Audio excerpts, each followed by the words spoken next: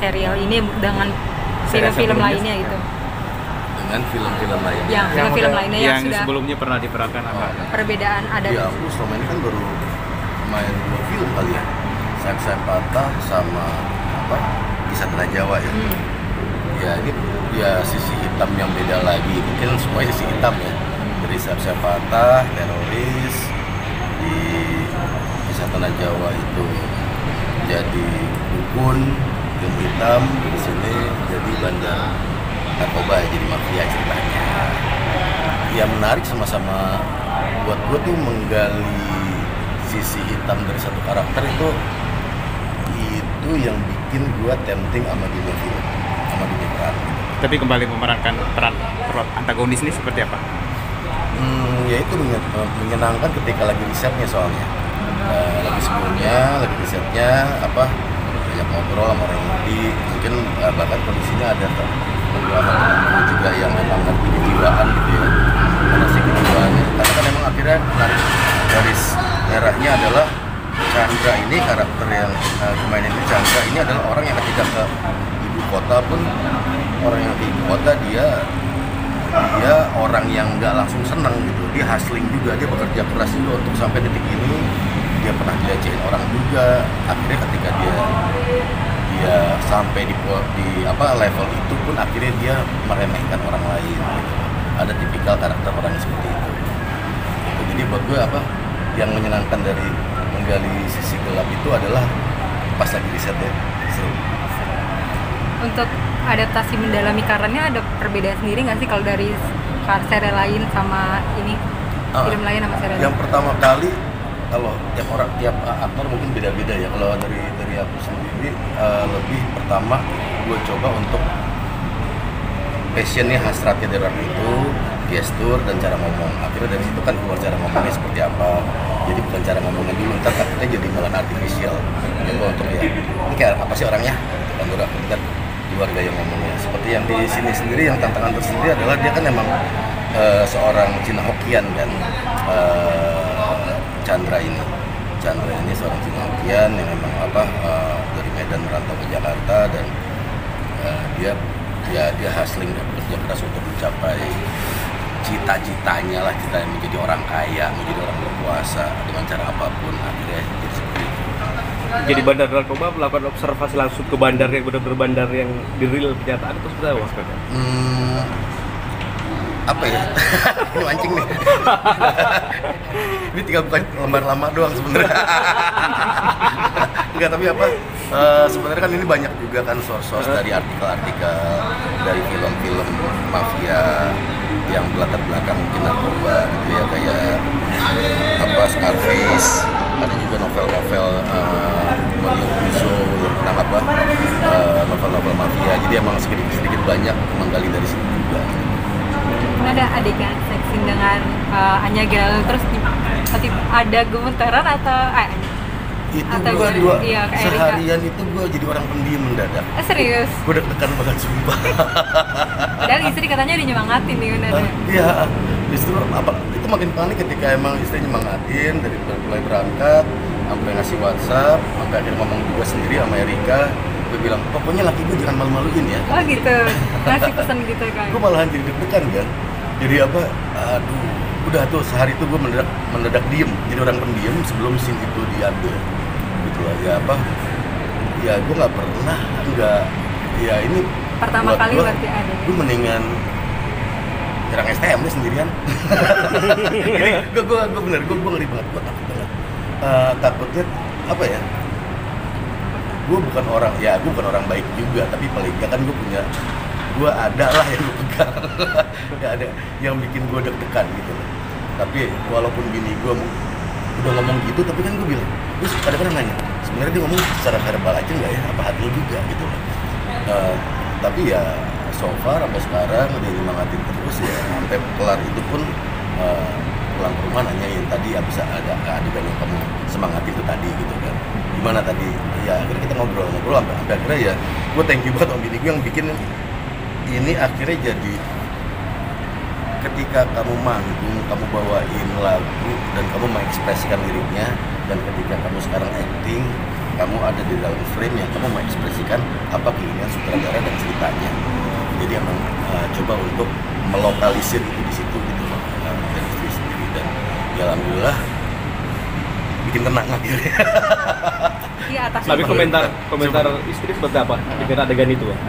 Istri sih belum nonton, tapi kan aku cerita dari awal dapat pun nih ada gini, udah pokoknya ini aja apa, kamu jangan maluin, pokoknya ya itulah, jangan bikin aku malu. ya lebih seperti itulah. Dan istri juga sekarang tadi karena emang tadi mau nonton juga, karena kerjaan kantornya belum beres, jadi nggak bisa nonton. Ya udah, rugi dia. Dia nggak tahu apa yang disemangatin. Bang, mungkin harapan untuk film ini gimana sih? Ya semoga ini relate ya. Kalau buat gue setuju sama yang dibilangin sama Erika tadi, mau bikin lagu, mau kita nulis buku atau karya dalam bentuk film, lukisan, semua segala macam. Gue rasa yang namanya seni itu yang penting kita relate sama, kalau film relate sama nonton. Mungkin iya ya, seperti itu ya. Gitu. Ada relate dengan cerita dan lain sebagainya gitu. Relate ini kan nggak melulu lihat dari bentuk fisiknya sebagai bantuan narkoba dan semuanya, tapi ketika emang dari passionnya, oh iya ya, gue kalau marah kadang-kadang suka kayak gitu ya, asik gak sih kayak gitu gitu. Jadi relate itu ya itu yang gue pengenin. Gue kalau masalah boom atau enggaknya itu akan jadi automatic pilot ketika emang satu karya udah relate. Bang, terakhir saya, Bang, terkait ini apa namanya, selalu ngambil karakter antagonis, Bang. Apa memang mau jadi spesialis antagonis atau seperti apa mungkin ya? Ya mungkin di dunia nyata kehidupan gue terlalu baik kali ya. Gue nyimbanginnya di film jadi asik. Tapi itu tadi yang gue bilang tadi, selalu menarik ketika emang menggali sisi gelap satu karakter tuh, tantangannya tuh seru ya.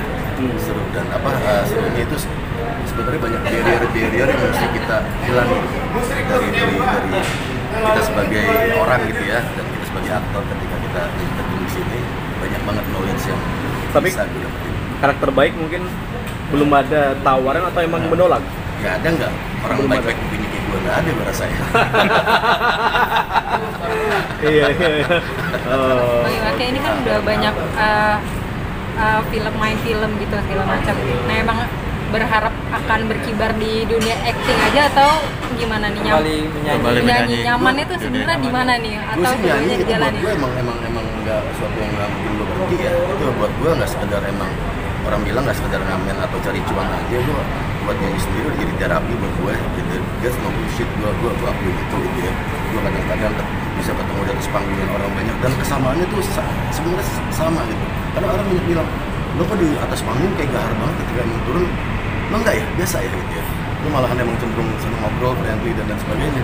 Ya, jadi buat gue emang bener kata yang Bang Dodi Siregar bilang, ketika emang gue ke film itu seperti emang ada perahu kecil mendekat ke satu kapal induk. Karena emang gue seni musik, dalam film ada seni musik, ada seni peran, ada seni visual, ada lighting, semuanya seni editing, semua itu berbagai seni itu ada di situ gitu. Jadi emang kayak lebih merapat ke kapal induk aja, dan dengan merapat ke kapal induk kan mungkin gue meninggalkan kapal kecil yang lain, karena itu emang gitu gue. Bang, momen tahun baru ini mungkin ngambil job sendiri atau mau pilih liburan dengan keluarga? Tahun baru ini kayaknya emang kebetulan udah kejebak sama job ya. Udah kejebak, dan emang gue kebiasaan dari sebelum-sebelumnya juga kalau liburan setelah tahun barunya ya kan.